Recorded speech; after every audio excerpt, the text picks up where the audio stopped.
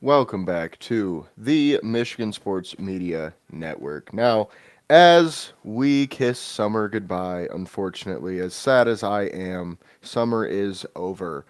But that also means we can kiss hello to football season, which is the best part of the entire year. Well, it's kind of part of 2 years, but oh well.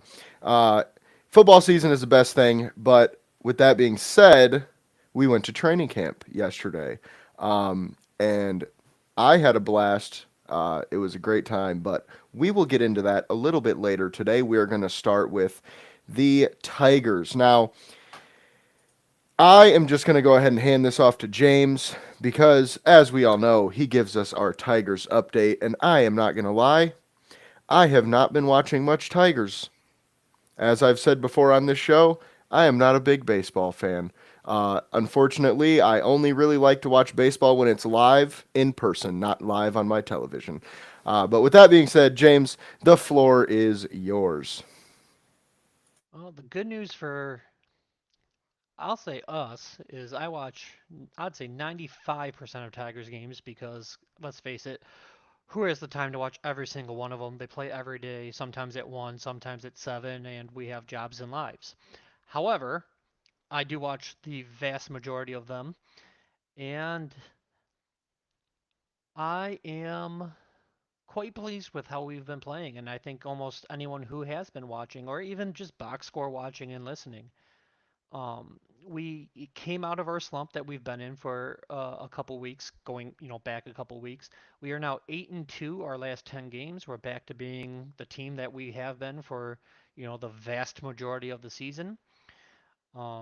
We are back to being, I would say, a borderline powerhouse even after we've had a couple injuries. I thought for a moment the Tigers were kind of going the way of the Lions season last year.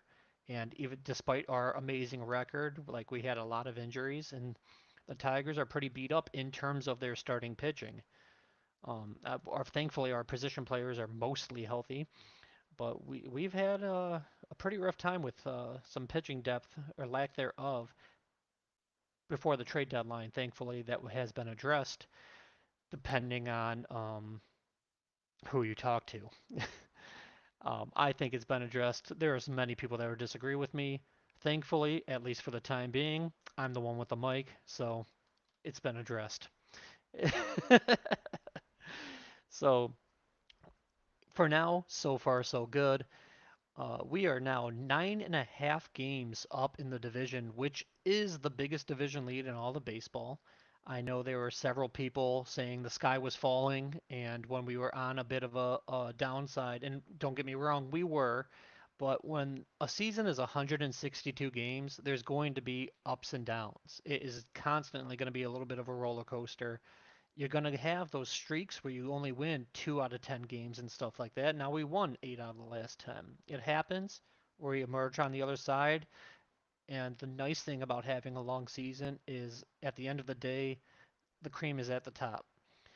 You are going to level off and be the team that you are talent wise. And we are. We are dominating this division. I will say it's not the best division, but it's the one we're in, and it's the only one we have to win to make playoffs. So here we are.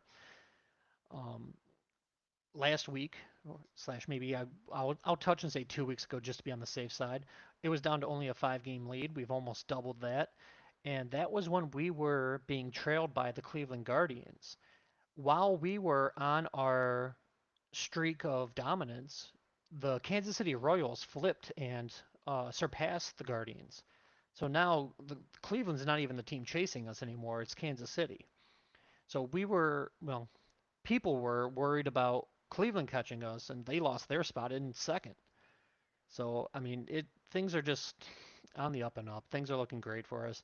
We play Kansas City tonight and for the next three games. We're tonight starting a three-game series. Casey Mize is on the mound.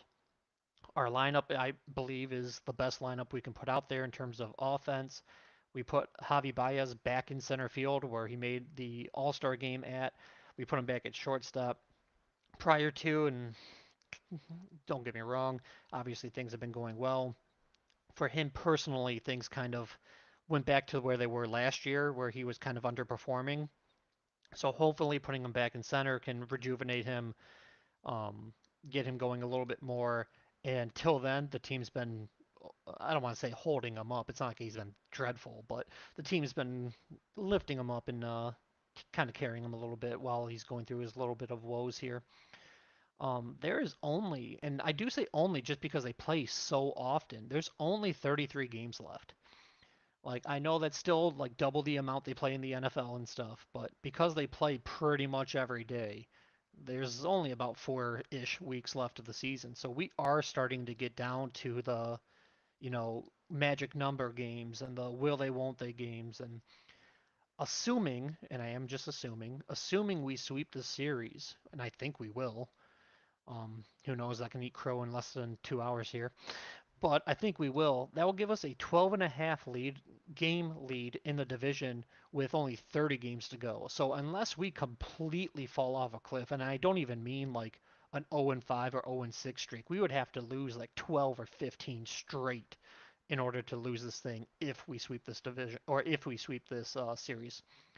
So I mean, it's looking very good. I think ESPN had a playoff predictor, and I think it had the Tigers at a 98.9%. So like, I don't want to count my chickens before they hatch, but it's looking good, guys. I'll keep it short and just say it's looking good. Um, Other than that, like, we'll see how the series goes. Obviously, since we're doing one show a week, by this time next week, we'll probably have only about 25-ish games to go, and an even more clear picture of what's going on with that. And until then, like I said, everything's just kind of smooth sailing, and I'll kick it back to you, and we can start our chat about the Lions and our training camp experience. Yeah, and before we do that, I should have specified the reason I have not been watching any Tigers because I feel like I was at least paying attention for a while, so we could talk on the show. But man, I'll tell you, football has been kicking my ass, son. Coaching, varsity and JV at the same time. The other day at practice, I literally was standing on the 50-yard line coaching varsity and JV at the same time. It was like one of the wildest things. Like I was literally like turning this way. All right, O line, do this. Turning this way. Hey, receiver, you didn't do that right, or whatever the case. So don't have a lot of time lately with my 5 hour practices. But Delegate. I wish I could, brother. Oh, you have position coaches? Not on JV, unfortunately. Oh, okay. Yeah, I just have one It's been a guy. while since I've been in high school. I can't remember quite how that worked. Yeah, we have everybody on varsity, but JV wise, it's just me and my defensive coordinator for the most part. So the varsity, coaches help out here and there when they can for sure. But it was a pregame practice, so it was one of those days where everybody on Yeah. varsity has to be there, be with them. So and it was actually kind of fun. I'm not gonna lie, it was a cool little challenge, to be like doing two things at once. But point being. I still love the Tigers, and I'm really glad that they've been winning because I, of course, run our Twitter account, so I have to pay some attention. And really, that's all I've seen is that they're winning, so I'm very happy Yep. about that. It's good. Yeah, it's good to be a Detroit uh, sports fan, period, right now. Thank God, because it's been a long time since we could say that. But with that being said, like we mentioned before, we both went to training camp yesterday, which I had a lot of fun.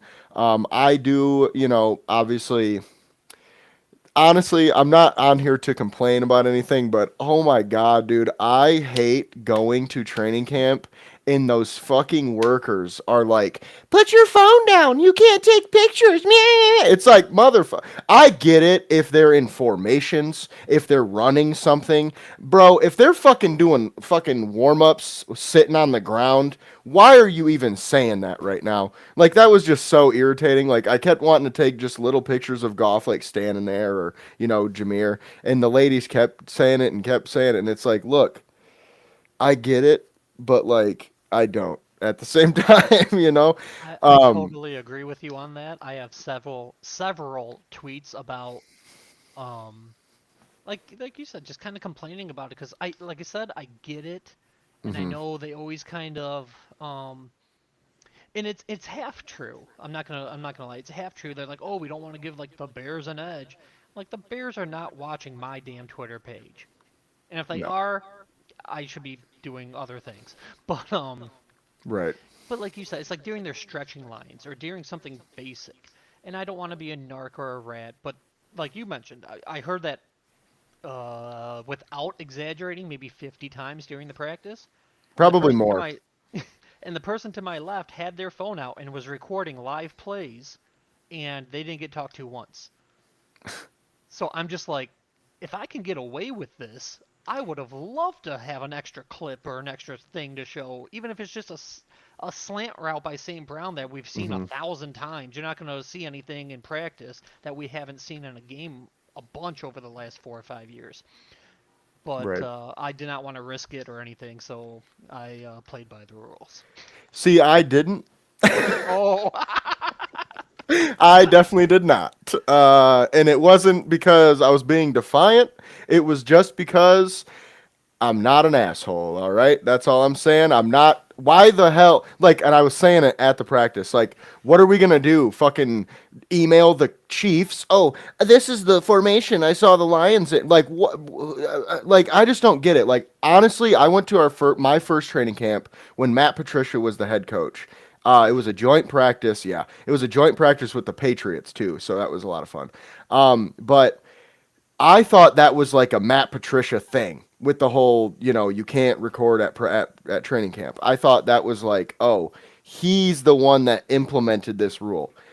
Apparently not. Apparently that's just what it is. And my confusion really comes from, so if as a fan you're telling me I have to, wait in line for as long as it takes to get there, wait in line on my phone to get the ticket, I have to spend money to get there, and then I can't even take pictures to remember the time that I was there. Oh, looks like we lost James, but I can't even take pictures to, remember when I was there and, you know, just enjoy the moment of, oh God, that's Jared Goff standing right there, and then post it later. Like, I'm not gonna record the fucking play and then post it on Twitter. And even if I did, would it matter? They're not gonna do anything at these, public training camps that they're not trying to show anybody. Like, it just doesn't make sense. And on top of that, you have media members at training camp recording plays and then posting it on Twitter. Oh, James is back. So basically, yep. just to Sorry, guys. recap, all good. Just to recap, I basically just said I don't understand it because A, it's an open training camp. Dan Campbell's not going to run anything crazy at that open training camp that he wouldn't want anyone to see. Two, I feel like it's, the media people are there doing videos and then they post them on Twitter later for Yep. everyone to see. So what's the difference? And then three, all I'm trying to do is get a picture or two to remember the moment of seeing them this close. Like, that's it. So you're telling me as a fan that I just went through all this trouble to get here, waited in line for the ticket, waited in line for the bus, rode the bus, drove 2.5 hours for me to do that. I had to leave my house at 7:30 in the morning to make it there. And it's like, but I can't take a picture. Like, come on. That just feels like overkill, man. Like, what are you doing that for? And I also feel it would make sense if they were like, hey, guys, while they're out here warming up 10 minutes, take all the pictures and photos you want. Do it. Do what you got to do. But once they start, like, doing their offense or defense or whatever it is, you have to put your phones away because I guarantee you two things would happen. You'd have a lot happier fans during the process, and two, you would not have people constantly taking their fucking phone out, so you have to literally over and over and over and over and over just say, put your phone away, put your phone away. Like, I feel like we're in a fucking middle school math class. You know what I'm saying? And it's like, put your phone away, put your phone away. Like, bro, we're grown ass adults. Can you stop acting like that? Like, and last thing I'll say about this is, I also find it very funny when they get mad. When the workers get mad because you don't want to put your phone away, it's like, this is your job. I'm gonna make you keep saying it, I guess. Like, it just is what it is. And for me, I was just slick about it, so they never said anything to me. I would just like put my phone behind the dude's head in front of me and like get the right angle and just take a couple pictures. I don't think she ever actually said it directly to me, so I must have done a decent job with I that. didn't take anything, so I don't know. Maybe I'm just a goody two shoes. Well, to be fair, you were also Yeah, I directly was gonna say in I'm the like this middle. time. The seat was taken when I went last week, so I couldn't get it. But I'm like I'm straight above at the top of the stairs, so that way I have extra leg room. So I'm like that's kind of nice. And then just Yeah. real quick, since it kicked me out and I had to rejoin, you sound different to me since I've joined. Do I sound okay? Yeah, you sound fine. Okay, I just don't want to like I can hear you fine. It just like Okay. the tone's different. I just didn't Oh, want the remainder of the podcast since we're early on to be, messed up for anything else. I can hear you perfectly fine, so as long as Okay. you can actually hear what I'm saying, I think we Yeah. should be good there. Yeah, it's just Okay. I don't know even how to explain it. It's just like Well, a I different think tone. I think the Um, echo cancellation is turned off because you rejoined, and I can't turn it back on that because could it's be it. on live. So I That think could that's be what it. happened.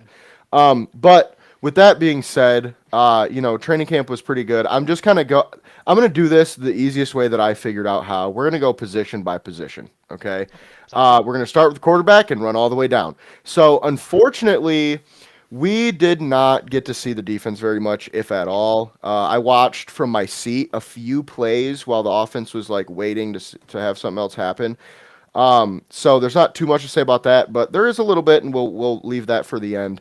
But first things first, the quarterback situation. Okay, number one, Jared Goff looked on fire. Outside of the one interception that he had, and I would say it wasn't even a terrible interception. It was just like a mishap. He looks like he is on another level in terms of accuracy and just like getting the ball out. It's like I don't want to say like he might be reaching that like MVP level, but I kind of Hmm. feel like that's where we're at with him. Like he is kind of been taking those next steps. And I also want to kind of give a shout out to John Morton because he could have a lot to do with that. And one thing I noticed too is our route concepts are a little bit different, but they're nice. Like watching certain like out of trips, we ran this one look in the red zone. It was the first 7-on-7. I don't know if you remember this, but it was trips. I think it was JMO, Amon Ra, and Laporta on the left side. They did like a double slant, and then the guy on the inside like cut back up, and then they also had the guy on like Laporta. He did like a corner route. So essentially, it was like double slant. One of the slants reversed up, and then Laporta was on like a corner route underneath. And dude, I think it was Amon Ra was the slant, and he was just wide open, dude, in the end zone for the touchdown. And I saw that, and I was like, oh shit, this is a bit different from what we've seen before. So if that's gonna keep happening, I'm really excited, and I feel pretty confident about this offense right now. A lot of people are worried because we lost Ben Johnson that we were just going to be screwed. And I mean, I know Ben Johnson's a good coach. I'm not taking Yeah. anything away from the guy, but it's like, dude, this is Dan Campbell's show. Like he runs this shit. It's not just Ben Johnson. Like, yeah, he might add something that we don't have anymore, but that doesn't mean he's irreplaceable, guys. Like, let's be real with ourselves right now. And Morton is a guy who's been around for a long time. So he knows what he's doing. And then, outside of Goff, though, I'm still not that confident in our QB2, QB3 situation. I will say I do feel a little bit better than I did maybe say after the week one preseason game, just because they were pretty freaking horrendous in that first game. And then Kyle Allen kind of took another step in the second game, looked more like a legit backup. And I will say I feel like Hendon Hooker looked decent in the things I saw of him. He had a few bad throws, but no bad interceptions from what I can remember, which is a positive for him. And the one ball that I can remember that was pretty bad was just he kind of overthrew a wide open guy in the end zone, and I was like, yikes. By But 5 yards yeah, it was pretty bad. from the ten Uh, yard line. yeah. And I mean, outside of that, he looked better than I would say he looked in the preseason games, but also it's not live. He knows he's not getting hit. There's a lot of things going on there. So Yep. I would say Hendon Hooker probably is not going to work out for us, Nope. unfortunately. So that's where I'm at. What are your thoughts on the QB situation from training camp? I agree with you in terms of Goff. I do think he kind of took it to a next level.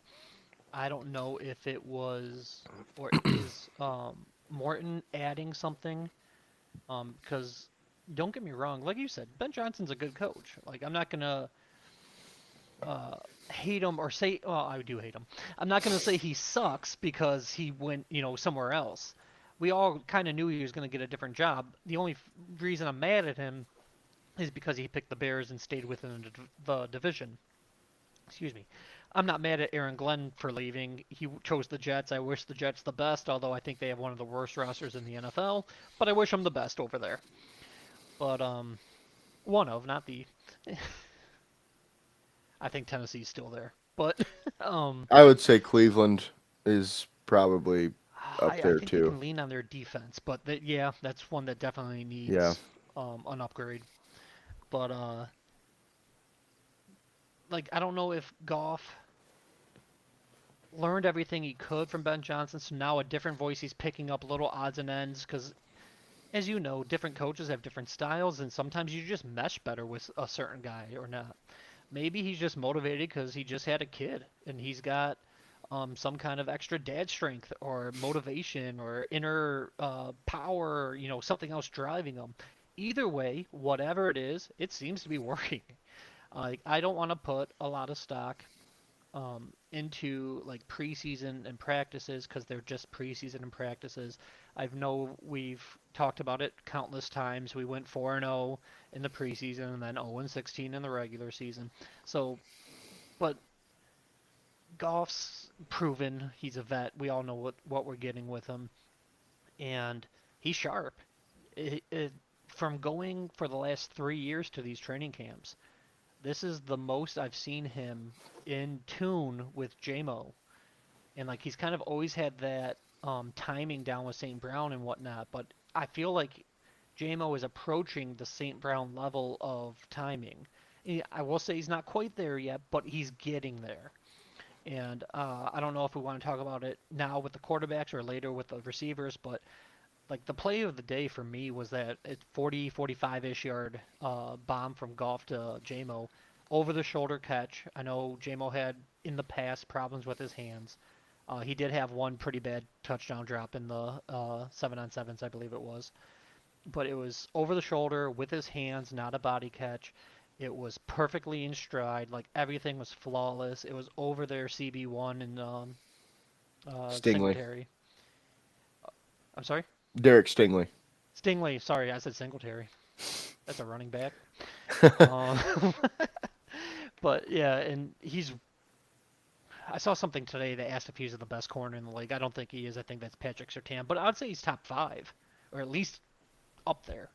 Yeah. And like Jamo cooked him, man. Like I know it's hard to keep up with just pure speed, but just things are just flowing so well. And as you mentioned, I feel like the concepts are getting not necessarily more advanced, but something Morton said in an interview is he likes trying to, and I mean, who doesn't? But he likes creating a one-on-one matchup, and then he just trusts his guys. Beat the man in front of you. Go. Like, you don't have to, in theory, worry about much zone, and obviously they'll do motions and whatnot. I saw a lot more motions, I feel like, this year so far than I did last year. That could just be me, though.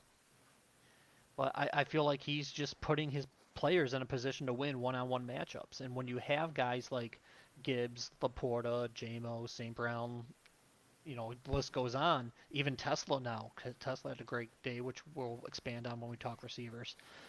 Like it's just really nice to see. And I never understood the narrative of, oh, Ben Johnson left, our offense is going to suck now.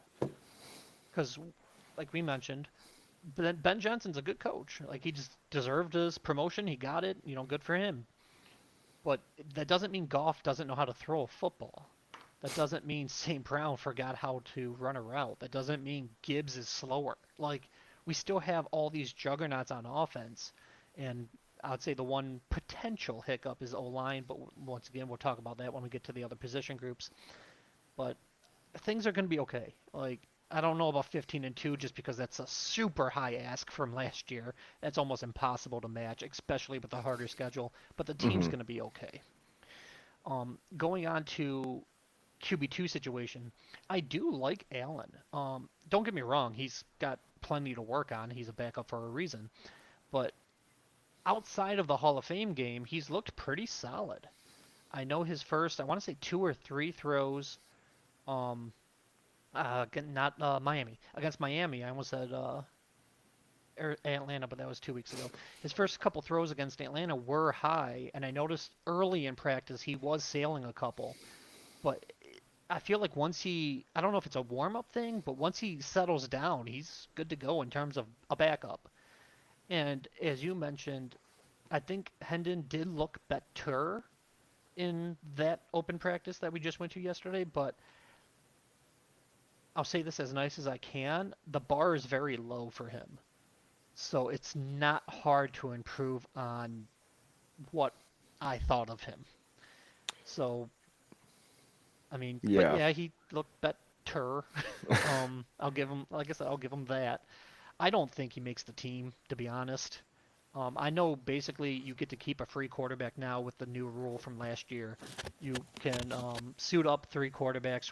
One does not count against the 53 or not whoever the inactives for the emergency quarterback situation. So it makes absolutely no sense nowadays to not keep 3 quarterbacks. But with that being said, I feel like we're going to pick up someone on the waiver or a free agent that gets cut when cut day happens to replace him. Because no offense to him, we've seen him for years, year in, year out. He's, I want to say 25, 26. He's No, not, he's like 29, 20. He's he's like even, oh, 28. geez, I'm He like, I was know he's drafted at older. 25, 26. Let me take a quick I look. think he's at least 28. He's 27. Okay, there he Uh, is, 27. So, like, you haven't looked all that great. That's being polite. You're pushing 30. You've never started. You don't have experience at this level. You don't look like you're going to get it unless, God forbid, we have. I'm not even going to say the amount of injuries you would need, but I just don't see it happening. Like, I just mm-mm. don't. So I think I mentioned on the last podcast, I would like to go pick up whoever the Browns cut, whether that's Huntley or somebody. I think Allen has run away with the QB2 job. I don't think Hooker's going to even be on the roster. Maybe I'm wrong and they just keep him because he knows the playbook or whatever, but I honestly hope they kind of address that. It's not the biggest need. If quarterback three is a giant need, then your team's pretty damn good. But actually, I would say elite if that's your biggest need. But I can't with him. I mean, I know we're gonna see him a ton tomorrow. I think he'll play the vast majority, if not the whole game, just because I don't think they want Allen, who is winning the number 2 job, to potentially get hurt. So if something happens to Goff, then we go all the way back to whatever contingency plan. But it's Allen's job. I don't even think it's worth further Yeah. discussion. Yeah, I would agree on that. And one thing I do want to say, I want to kind of take it back to something you said earlier about Ben Johnson and Jared Goff. The one thing I will say about Jared Goff that gives me personally some pause when we lose our offensive coordinator is we saw how he looked before when people, let me say it this way, when the offense wasn't some like brand new spectacle offense. Does that make sense? Like when he played Yeah. with the Rams in the first 3 years, he had Sean McVay and like they were killing it and they were putting up, 50 points and he was going for 5,000 yards and all this. And then that one year, the Patriots showed everybody in the Super Bowl how to lock that shit down. And then that whole season, they just were not the same. And then they got rid of him. That scares me a little bit, but I think we've gone past that point. Obviously where we're seeing what we are seeing from him now shows that that's not really going to be an issue with him anymore, or at least not with the Lions. Yeah. And then the other thing is, I would just completely agree. I don't know if Hendon Hooker should be on the roster at all. And I will say, I was right. I didn't like it when we drafted him. I Mhm. figured I'm like, dude, this guy's not worth a third round pick. And he tore his ACL, and he's old, and he didn't run a great, pro style offense in Tennessee either. And I can't remember who it was, but I remember arguing with somebody over and over and over because they said he was a first round pick. He was a top 15 pick if he didn't tear his Not ACL. me. And I'm like, dude, he's 20 fucking 5 years old as a rookie. As a rookie. What are we talking about? Like, I He's can't even, like, he's only 3 years younger than Goff. e- exactly. Like, that's fucking crazy, dude. That's, Because of that, and Goff having like 8 9 years experience with only being 3 years older, he Hendon Hooker was not on my draft board yeah, like at all. So, yeah. And that's but totally valid. But moving on to running backs now, um, I will say I like our running back room. I feel like we could have a little bit better depth, but I'm not mad at it. I feel like Vaki's okay. I feel like Reynolds is okay. I just feel we don't really have backups that when you put them in the game, you're more worried about them than you are like, okay, this guy can do some stuff. Like Reynolds is okay, and Vaki is okay, and I just feel like that's just what they are. But I also saw or noticed, I should say, that Vaki was getting a lot more running back uh, run in general. It seemed like he was running with the second team a lot as the main guy. So I kind of like that, drafting him in the fourth round if he can be, our special teams ace and, our essentially third string running back. I would definitely be happy with that. But another thing, it feels like, Gibbs is getting a lot more run as a receiver, but specifically out of the backfield. I was kind of under the assumption he was going to see a lot more, slot looks or just wide receiver looks, which he did a couple times at training camp, but nothing crazy. It was just a couple. So I did notice though he's running a lot of routes out of the backfield, which I think is going to be really nice because that offers him even more of an advantage over, let's say, the linebacker who's covering him. So I feel like the running back room is pretty freaking good. Of course, we have the best two-headed running attack in the league, so that definitely helps.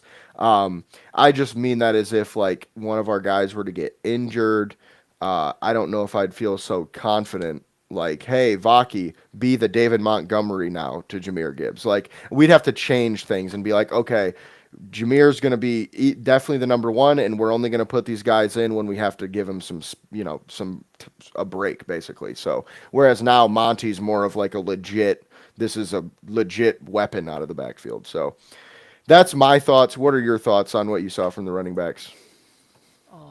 I and I'm a little excited to talk about this running back group because I respectfully disagree with you. And it's always nice when we disagree because it gives at least the viewers potentially like, hey, this guy thinks like I think or whatever. Mm-hmm. I I don't quite want to say obsessed. I love our running back room. And you are correct. If Montgomery or Gibbs goes down, there's obviously a drop off. Those two are elite as hell, and like there's they're like you said the best 1-2 punch in the league for a reason. Um, Either of them would be running back one on multiple teams. Mm-hmm. But I really do like our depth, like a lot.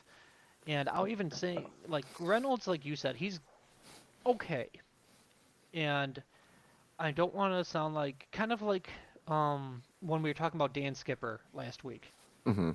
or 2 weeks ago, whenever our last podcast was. Like he's not bad. He's not. But you're not gonna be like, oh boy, let me go out and grab a jersey. But we kind of just know what he is. He's a good depth piece. Mm-hmm. Vaki, as you mentioned, I was seeing him get more and more second team reps. We know what Reynolds is. We don't know what Vaki could Right. be. So I am more intrigued by Vaki than I am Reynolds. Not saying Reynolds is worse or anything, but I feel like Reynolds peaked. He's not going to surprise us and be like, "Oh Mm-hmm. shit, like where was that from?" And I'm actually even more intrigued by Jacob Sailors. he has been fucking killing it in the preseason. And anytime he gets some reps, he shows up. And I don't know. I highly doubt we'll keep five running backs. And we'll obviously go into numbers later. And when we talk receivers, there's obviously a battle there for the final spot. Hmm. But I would hate to lose this guy. Hopefully, like, I don't get me wrong, I don't think he's going to be like running back three or anything, at least yet. But I really hope he gets a practice squad spot or something, because in his very limited snaps, because even in the preseason, he's not getting in until third, fourth quarter. So like he is buried on the depth chart, but he just goes to work. He's having production with the third and fourth string O lines, and some of these guys that, just keeping it real, aren't going to make the team, and he's Hmm. still kind of producing. So I would hope that with the like second or third, whoever's starting for this last preseason game, I really hope we get a bigger look at him. Because so far in the sample size we got, I feel like he's a name I haven't seen really anyone talk about. It is also weird to have a running back number 48, but it is what it is. Um, Yeah. but yeah, like I feel like he's kind of like the forgotten man. And like I said, don't get me wrong, I get it. He's at a minimum running back five. Reynolds has that third spot for now, or at least unlocked. Vaki's the younger guy, still somewhat a rookie. Like I know he's not a rookie anymore, but when you play, I think he's credited with like 4 games, mostly as a special teamer. Hmm. Like he's still super young, so I refer to him as a rookie, even though I know his technical title isn't. But yeah, Sailors intrigues me too. So like, don't get me wrong. Like I said, or like you said, if Montgomery or someone goes down, these guys are not Montgomery. Like there Hmm. is a difference. But I don't think everything would fall apart. I feel like these guys can at least find the hole. I think their vision is probably their biggest asset for all of these guys. I feel like whoever our running back coach is, I want to say his name's Choice. Tashard But choice. yep, Yep. and before that was Montgomery because he moved over to receiver coach when Randall L left. I feel like, or maybe I'll just credit Brad Holmes since he builds the roster. I feel like vision is something that they really key on, and Hmm. these guys at least have the vision. And since we do have a good old line, at least, you know, Remains to be yeah, seen. I guess I'm like at least in theory slash over the last few years, that seems to be what they target with their running backs. And like I said, these guys have produced every chance they got the ball. In my opinion, all five of them are worthy of a roster spot, but I don't know if they're worthy of a Lions roster spot, if that makes Hmm. any sense. Yeah, it does. And I just really want to say this too that like I feel like Craig Reynolds is a okay player, but I also feel like a big reason why he's been on our roster for the last few years is not because of his play, if that makes any sense. Like it's more of like he's the character locker room guy. Like I mean He's a glue guy. Dan Campbell literally said that players would be pissed if they cut Craig Reynolds. They knew they couldn't cut Craig Reynolds because players would throw a fucking fit about it. And it's like I get that for sure, and I'm not saying we should cut him. I'm just saying I feel like that's probably a big reason why he's still on the roster. I would also say that like Vaki for me, right? Okay, he how do I say this? He doesn't have any like wow traits. That's I think my problem with him is that I go he's not going to break a big run for 70 yards. He doesn't have that kind of speed. He's not really going to like, run people over. He's not that kind of back. So really, he's kind of like you know, he's a perfect RB3, Yeah. but what happens when he has to be the RB2? That's when it gives me pause. You know what I mean? So it's not that I think we have a bad running back room outside of Gibbs and Montgomery or anything like that. It's just that, it's one of those things where we're not as deep as we are at, other spots, Oh, for instance. And that kind of worries me because it's some not spots, yeah. yeah, it's not like we're looking at a running back room going, "Damn, we got four horses." You know what I'm saying? Yeah. We got two, which is pretty fucking good though. I Yeah, like will I said, say. I'm like we're spoiled. I feel like Yeah. we're spoiled with having two ones, Yeah, and for two sure. legit ones, not just two people that their fan base will say are ones. Yeah, Atlanta, and true. That's valid. And let me actually now that I let me say it this way. I think my problem is we have two ones and two fours. We don't have a true three. That's in my, at least in my opinion, that's the way I look at it. I follow you. Um, but with that being said, let's move on to wide receivers. I would say this is another, freaking uh, super deep position for us. I really like what we have all the way down to like wide receiver 8. Honestly, like we got a lot of good receivers on this squad. But let's just kind of go through the go down the depth chart.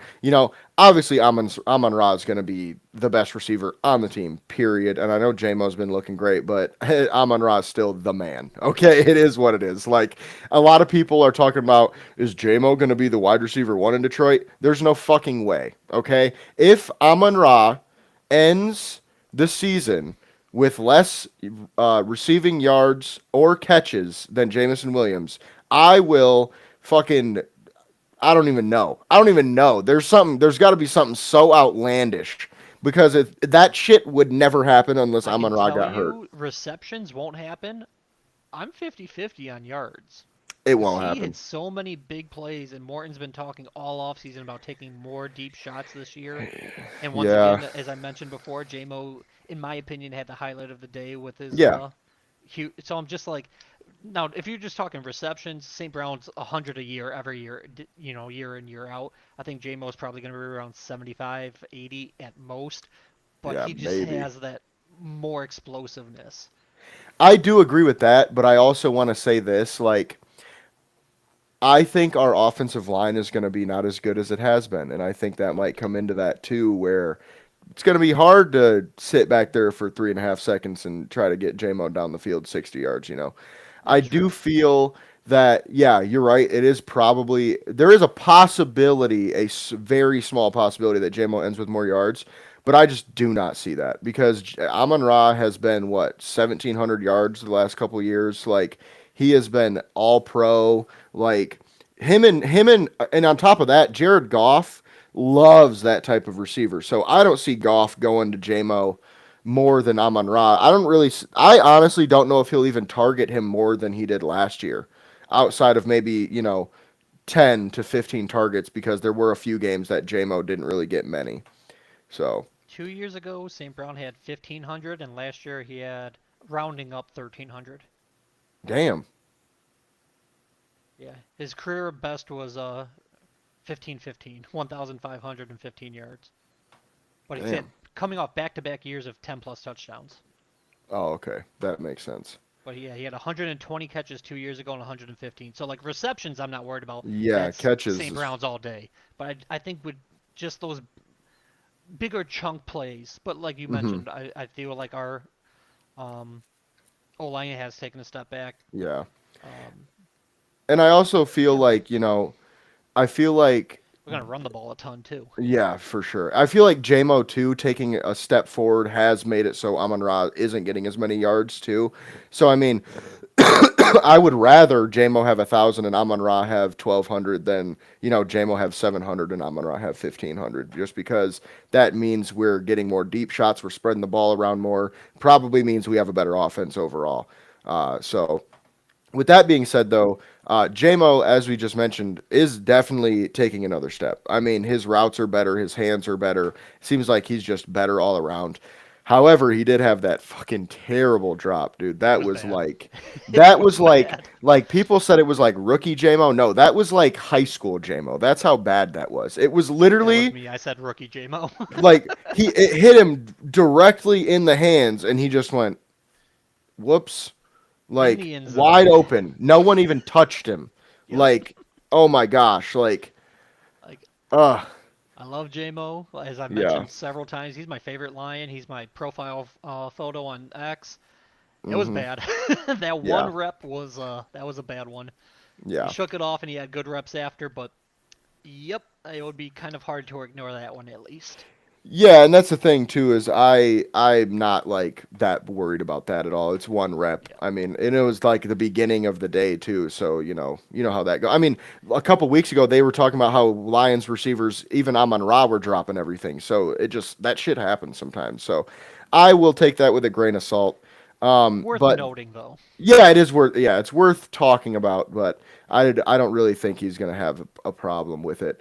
And then Patrick and Tesla are definitely kind of fighting for that X receiver spot. I do think Patrick is going to be the guy for the first few weeks at least because obviously Tesla's going to make plays. Don't get me wrong, he's going to play, but Patrick will be the starter for the foreseeable future. Not because he's even that much better than Tesla, but just because he knows the playbook better. I feel like Goff and Patrick have a pretty good rapport together coming into their second season, and he's just older, so he's got more of that veteran savvy. He just kind of knows what to do on the field, which is kind of what we need right now. And Tesla is going to get his big plays here and there on top of that too. So I will say I would not be that surprised if Tesla takes that spot by I don't know week 4 or 5 as well. So it's something to monitor with that. I did see that Patrick ran every rep with the ones, Tesla ran every rep with the twos. So that's kind of why I say that as well. Um, Patrick did have a really bad drop as well, but it wasn't quite as bad as JMO's, I will say, but it was pretty rough. He like double caught it and still dropped it. Um, and then I will say that Tesla though had a couple really nice grabs.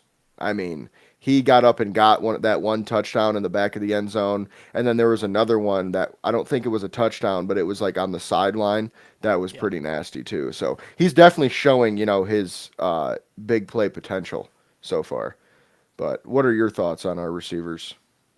Yeah, and like I already touched on St. Brown and JMO, but I mean, the way Tesla's camp is going, because he's just building momentum every single week, I wouldn't be surprised if like St. Brown had like 800 yards, JMO had like 800, and Tesla had like 1500. No, I'm just playing. But so, the way the hype train is going, You had me in but the first half. I'm not gonna lie. yeah, yeah. Yeah, they probably, you know what, 1,500 in the first half of the season. There we go. It's gonna have like 300 a week. It's gonna be like Madden. But Right. no, but that kid is special, man. He's got every tool you need in the toolbox. He is just raw. I feel like Arkansas did him a complete disservice. They never used him. Obviously, I don't know much about the kid prior to the draft. Like I've said on several podcasts, you're the one who brought up his name to me, and then I checked him out, and I'm like, damn, how did I not know this kid? But I can tell you it's because he played at Arkansas, Hmm. and I think his senior year he had like 300 yards. Like they just never used him. Yeah. But he's got every tool you need. He's got the height, he's got the speed, he's got the size, he's got pretty solid route running. Obviously, some work to do. He's not a polished player yet, but pre training camp, I was in lockstep with you. I thought I even have a tweet a couple months old that I think by week 5 or 6, I think that's when he'll take over that receiver 3 spot from Tim Patrick, just because like you mentioned, the veteran presence is something you kind of really need off the bat. And then, um, as he gets more comfortable, he'll start making more plays, and then just the natural balance of the flow of the game and whatnot. Hmm. However, after seeing training camp, and not just this week, but the multiple training camps, after seeing the preseason, I think there's a chance. Like, obviously, I'm not in the room. I think there's a chance he might be wide receiver 3 now. Tim Patrick, in my opinion, has had a decently rough camp. Like he is a solid vet. He was great for us last year. I'm glad he's back. But he did have that horrendous drop, and in my opinion, that was worse than JMO. Granted, that wasn't a touchdown play or anything like that, but I will that say at least Patrick had a defender like on him. Like not that close. James, but I mean, at least he JMO was was open close too. enough. Like I felt like he was close enough to make some sort of difference. Whereas JMO literally was just standing there like, "Give me the Like I said, ball." JMO's was bad. I do feel like Patrick's was worse. I don't know. Maybe that's my slight bias, but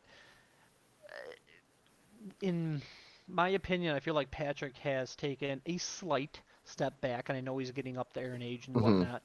But at the same time of him kind of fluttering, treading water, maybe taking a step back, Tesla's flourishing in whatever they give him. True. And I've heard so much about not only like what we see on X and what we see the highlights and all that. He is getting um, his nose in there and he's getting dirty in the run game and he is blocking his ass off. and he's just doing literally everything you can. So I feel like if Tim Patrick looked like the Tim Patrick of last year, we would just go with the vet. Rookie will earn his stripes as he goes on, yada yada yada. But with Patrick kind of just being okay, like I said, he's not being bad, but I feel like that might happen sooner rather than later than I Hmm. initially thought. And then in terms of the depth, I am really curious because just like I mentioned with the running backs, Hmm. I excuse me, I liked our running backs. Love, well, I loved our running backs, but I will say, obsessed with our receivers because for Hmm. a while, for at least I'd say the first 2 weeks of the preseason, I didn't think we had a spot for Meeks because he was undrafted. Lovett was showing potential and why we drafted him, and even if it's late, and I'm like, okay, Lovett deserves a roster spot. Meeks keeps making plays. Like every practice, every preseason game, he just keeps making plays. Hmm. So I'm like, okay, well, in just yesterday when we were at the practice, Meeks had a nice touchdown play. I'm like, okay, maybe people are right because I had heard some people talking. I'm like, maybe he has passed Lovett, and then 2 or 3 plays later, Lovett would make a play, and I'm just like, well, what the fuck are we gonna do? I Like, the way I look at it is like I still am on the love it side of that just because like I think Meeks will be on the practice squad, similar to how Tom Kennedy has been on the practice squad the last few years, until Raymond is gone. And we're not cutting Raymond for no, no, Meeks. You know by what I no, mean? no. And so right now we have Amon Ra, JMO, Patrick, Tesla, Raymond, Meeks, love it. That's seven. Yep, So we only really want to keep five, but 5. we'll keep six because Lovett can also do a return and play gunner. That's where I'm at because I don't see Meeks as that. He's not doing both of those things. I feel like Lovett offers more on game day simply because he does three different facets of the game. So I do believe Meeks will be put on the practice squad when everything's said and done, which is fine because if somebody gets injured, we've got a really good guy to bring up. The only problem with it is he could get stolen. So that's Yeah, but that's the and situation we're in. We're too good now. absolutely, and it's a very good situation to be in because I know some people were like saying like, oh, what if we oh, I'm spacing on his name from Philly, Travis Fulton. Was that his name? Former Lions. Fulgham, Fulgham, I think it was. But he was a Lion, did okay here, but just not enough. We caught him. He went to Philly and he went ballistic, having like 500 yards in like 7 weeks, and then was never heard from again. Kind of a He insanity. currently plays for the British Columbia Lions. So there's that. I was gonna say, I'm like he had a little insanity run, and I'm like it was short Hmm. lived, but I'm just like, damn. I'm like, what if Meeks or um I almost said Tesla. We're not cutting Tesla. Love it. Meeks or Lovett is the next one of those. But I mean, it's a pretty good situation when you have so many good players. You have to cut a good player. Hmm. I remember I mean, I didn't go to the training camps at the time, but I remember many years where we were cutting players that were never heard from again. So Yeah. it's nice to actually have choice and decisions to make. Right. And then, so moving on now to tight ends, which we are kind of running long. I'm going to try to kind of simplify this for the rest of the time, but tight ends, and essentially, we just need more depth. I think we're fine if with what we have, but I do think we could get better, especially at tight end too. Brock Wright's okay. Shane Zilstra is Yep. okay, but neither of them really move the needle for me. And with how much we like two tight end sets, I think we should be looking for another tight end. I don't know, maybe the front office disagrees and they really like Brock Wright, but I think he's just okay. Like and that's just how I feel about it. And then moving on to the offensive line, as we kind of mentioned before, um, I personally think we're going to take a step back. I just do. Yeah. I think like I'm more worried about this offensive line than I am worried about John Morton as the offensive coordinator instead of Ben Johnson. Right. Before, I was super worried, like, oh shit, without Ben, we're gonna have problems. Now I'm just worried, are we gonna be able to run the ball up the middle at all? Because like, no hate to the guys that we have, okay? But Graham Glasgow and Tate Ratledge are not Frank Ragnow and fucking Kevin Zeitler. They're just not. They are not all pro players yet. Ratledge has the potential maybe to get there. Glasgow, obviously not because he's been around for a long time. And I also am kind of worried because Glasgow didn't have a great season last year. And I know a lot of people say, well, he was out of position, blah, blah, blah, blah, blah, blah, blah. Yeah, but that doesn't really change your ability to fucking block somebody. Let's be realistic here. Like, I'm an O line coach, I move guys around all the time. Yeah, it's a little different. It's a little different, but you're still just blocking someone. You're still using the same hands. You're still, you know what I'm saying? Everything might be flipped, but it's not like it's not like you're doing a whole different thing, you know. So that kind of worries me a little bit with Glasgow because I just am already worried with, you know, Mahogany starting at left guard. He was good in his small sample size last year, but we all know how that goes. That happens all the time. And from what I saw at training camp, like I feel like our pass protection is still pretty good. It didn't. There was a couple times Goff was getting, you know, pressured, but it didn't seem to be pressure up the middle necessarily. It was more pressure off the edge, like blitzes and things like that. But the run game, especially up the middle, outside doesn't worry me too much because we got, you know, two really good tackles and our receivers are very willing to block. I mean, Jameer broke off two long touchdown runs against the Texans on outside runs, but I don't know if we got more than 5 yards up the middle throughout the whole practice.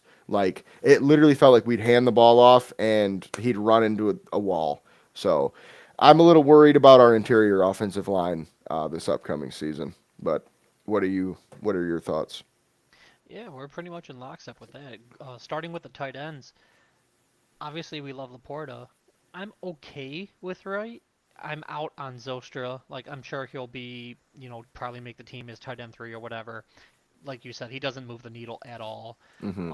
On one of the other podcasts, I mentioned that if the draft fell a certain way, and there was a few ifs, I was okay with taking Loveland with our first round pick. Obviously, he went 10th overall to the Bears, but I was okay with taking a tight end in the first because of his talent level, and well as I feel like we could use one. So, Mm-hmm.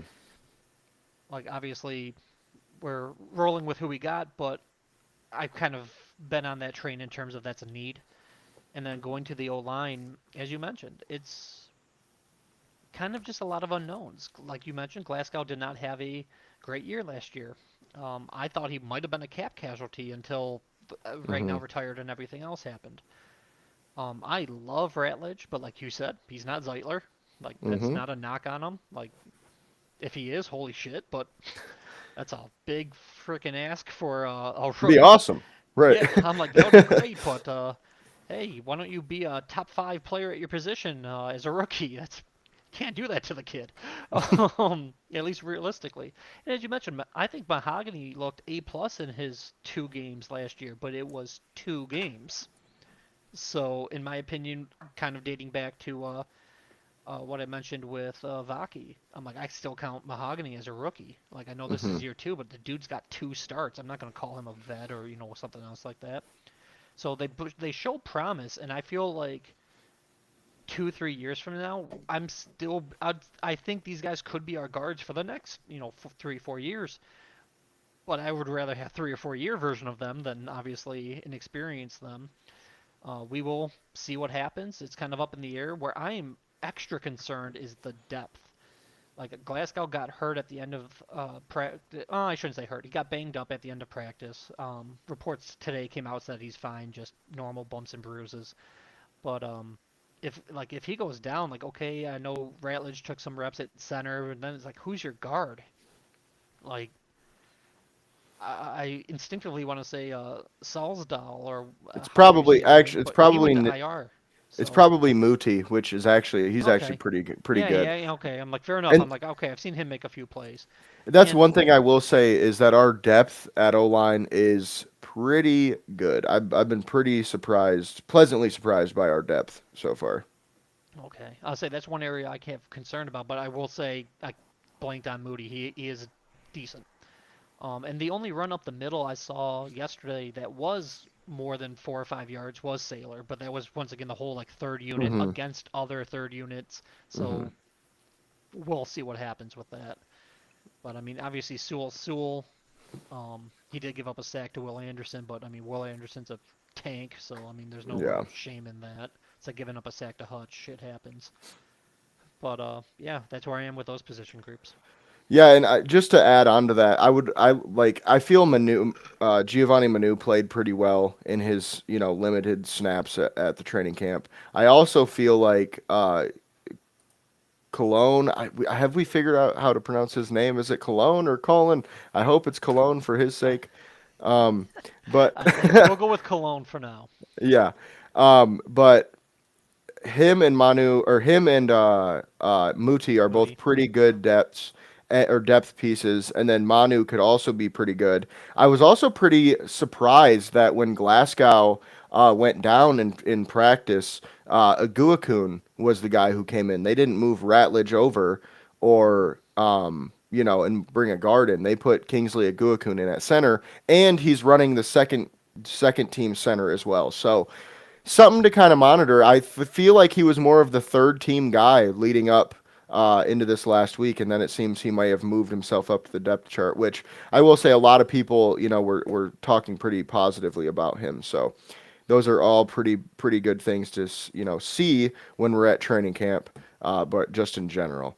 Um, Well, I'm glad you had that update about not moving Ratledge over, because unfortunately, as I was leaving to go try to check out the defense on the other field, that's when the Glasgow thing happened. So I was mhm. not there to physically see it.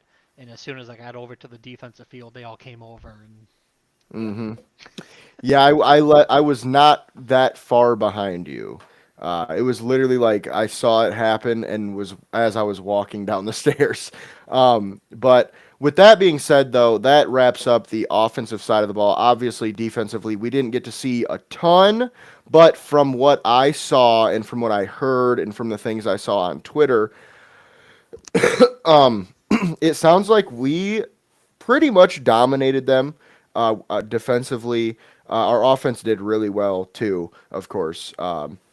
But it sounds like not. It wasn't as bad as it was against the Dolphins, but it was still pretty dominant performance from our defense. Specifically, our DBs have looked really, really, really good. It sounds like Terrion Arnold looks like he's taken that next step, and he might be a legit lockdown corner this season. Um, and then, obviously, Amik Robertson had a pick. Kirby had a pick. Um, DJ Reed, of course, has been playing really well as well. Um, Linebackers, from what I saw, played pretty well. I do remember seeing Alex Anzalone break up a fourth down pass that would have went for a touchdown. So that was a pretty nice play. It was actually in that highlight reel that they showed on the Lions Twitter. It just so happened I was watching the field at the right time to see it. But with that being said, I will say the D line I was not that impressed with outside of Hutch. I feel like the run defense wasn't quite as dominant as I would have liked it to be, but of course, I'm not that worried about. Let me say this: everything that we've said on this podcast was from one practice. Now, as a coach, I can tell you sometimes guys practice better than they play, and sometimes they practice worse. It just happens like that. So take everything we say somewhat with a grain of salt because this is just one time, one day of seeing them. But to wrap it up, I will say Marcus Davenport is a large man. Like, oh my God, dude. You're sitting there looking across there's a field in front of us and then another field over like, however wide a football field is, like 30 yards or 50 something like yards, that. It's 50 yards wide? believe so. Okay. I So Google it just to be safe. yeah, I thought it was like 30, but either way, it doesn't matter. Yeah, you can look it up. But point being, across two football fields, I'm looking and I see Davenport towering over everybody else, and you can just tell that is a fucking huge man. And just 53 yards, 53, damn. And 53 wide. Yep. he's got long ass arms. Like he just looks like a fucking uh uh like a boxer or something. You know what I mean? By the way he's built, he just looks like a UFC fighter. And if he stays healthy, he could do some damage. And then of course Hutch, dominant as always, looked absolutely insane. And the few times that I watched, it looked like he was getting back there within a second and a half almost every time. And that was with them doubling and sometimes doubling him and then chipping him with the running back on top of it. What were your thoughts on any? Did you Yeah, really see any D? unfortunately, I did not get to see much. From what other people have said, they said the one big takeaway I saw, because I read several of the beat writers' articles about the practice, because some of them, um, thankfully, have the staff to have someone watch offense and someone else watch defense, Mm-hmm. and as better vantage points than we could have. And the one big takeaway is I read by a couple different people, Anzalone was an absolute beast. I did not see the play that you were referring to. I have not seen the highlight package. To be honest, I probably should watch that, but I kind of told myself I was there, so. But I didn't think about the defensive end on that one. But I'm not too worried, like you said, about the defense. As you mentioned, it's just one practice. I did see one or two highlights of Nico Collins getting his share, but I mean, you can't shut everyone down completely unless Right. you're Amik Robinson and Justin Jefferson. But but True. and then the only other thing I can think of is in terms of like you mentioned about Davenport, he is a physical specimen, and you can see in person why even after his countless injuries and all this that he keeps getting jobs in the NFL, and he was a first round pick based on potential. And when he is healthy, although that's obviously not often, I hate to say it, but fact's a fact, Mm-hmm. he can make a difference when healthy. And I can go back to a quote from last training camp last year from Aleem McNeil, who said like obviously they rotate in and out defensive ends and stuff, and he said he didn't have to look over, but he knew when Davenport was next to him because the pop of the pads in his whatever side ear was much louder when Davenport was in there than anyone else. So like he can make that impact. He's just gotta stay healthy. Yeah, for sure. And kind of a funny thing, we stayed after for a while to get autographs, right? And no Lions player really walked over. But we noticed over to the right a bunch of Texans players walking, by to go to the bus or whatever. So we walked over there, and Laken Tomlinson came over, and a couple other offensive linemen. Ariante Ursary came over, the rookie lineman. But I just found it funny, because you look at these guys and you see online they're 6'4", 315 pounds or whatever, and you're just like, Jesus, dude, that's a fucking giant. But realistically, like, when you're that close to them, I don't know what that is, but they don't seem that big to me. And I think it's simply because my fucking 16-year-old left tackle is 6'5", 290. So I'm like used. Jesus. Yeah, dude, he's insane. Well, he's got 18 D1 offers for that reason. So, Okay. Yeah, yeah. that's a hell So of a he, start. yeah, yeah. So I'm like used to being around this kid, so it's like kind of like being around an NFL player. And I was sitting there thinking about it, and I'm like, why do I not feel like this dude is just a gigantic person? Then I'm like, oh, it's because for the last 2 weeks I've had a 6'5", 290 pound, and then a 6 foot, 250 pound, and then a 6'2", 260 pound. Because that's what my O line is. So it's like they're damn near freaking a college O line, seem like. But I just found that really funny that when I was sitting there like face to face with Laken Tomlinson, I was just like, I turned to my friend. I find this funny too. I turned to my friend and I go, these guys aren't really that big. And he goes, "You gonna tell him that?" Yeah, exactly. And I I was was gonna like, say. I mean, I would, but that'd be kind of weird, don't you think? He'd be like, "Okay, dude." Yeah. Like, I was gonna say when you mentioned they don't look that big in person, I'm like I had the exact opposite experience where I'm just yeah. like, damn. Well, and I say that all to say that it's insane that look at Marcus Davenport across two football fields, and I'm Yeah. like, holy fucking shit, dude. Yeah, then you That see dude him is up close like, and you're like, eh. no, no, not him. Him, I still Yeah. would be like, holy shit. Lakin Tomlinson, though, I think he's a little bit, he's probably like 6'3", 6'4", because he plays Yeah. guard, Something like So that. Yeah. it's really the height. I think that's what it is for Davenport, because he's like 6'6", 6'7", or something like that, and his arms are just like freaking gigantic, dude. Like he's touching his kneecaps, like literally when he's standing Jesus. there, and I'm just like, God damn, dude. That Slenderman. literally, like, oh my God, like you said, I see why you were a first round pick, bro. Yeah, Like, exactly. holy I'm like, shit.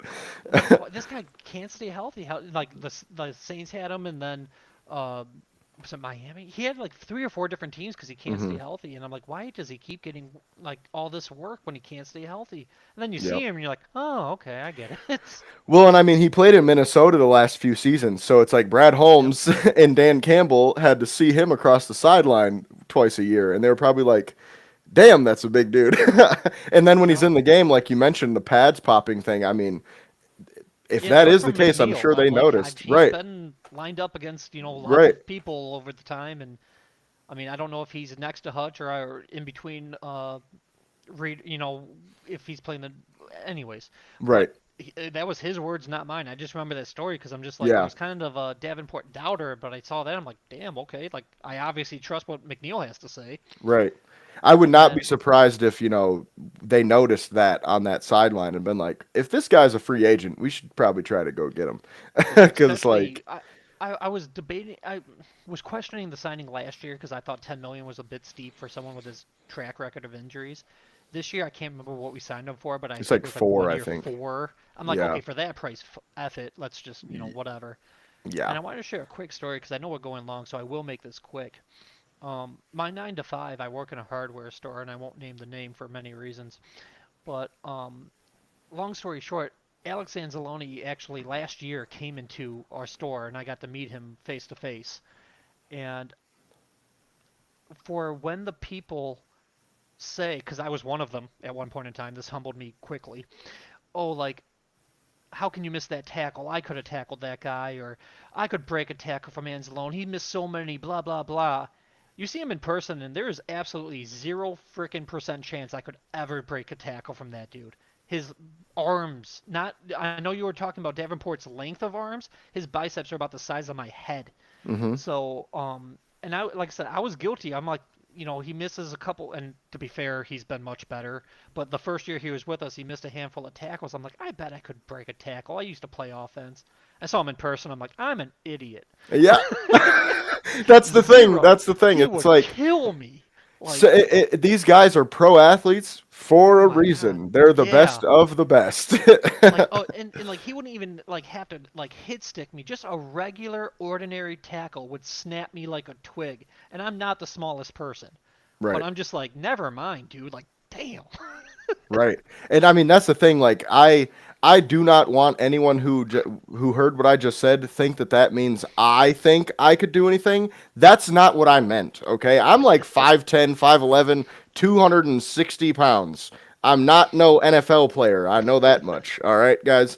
I just said that to say that the it's similar to I went to a G League basketball game and I had courtside seats. And people always say, "Wow, you don't think they're that big until you see them in person." But then I saw him in person, 5 feet away from me, and the dude's 6'10", and I'm like, he doesn't seem that like huge. You know what I'm saying? But then I think about it, and it's because I play basketball with people who are 6'8".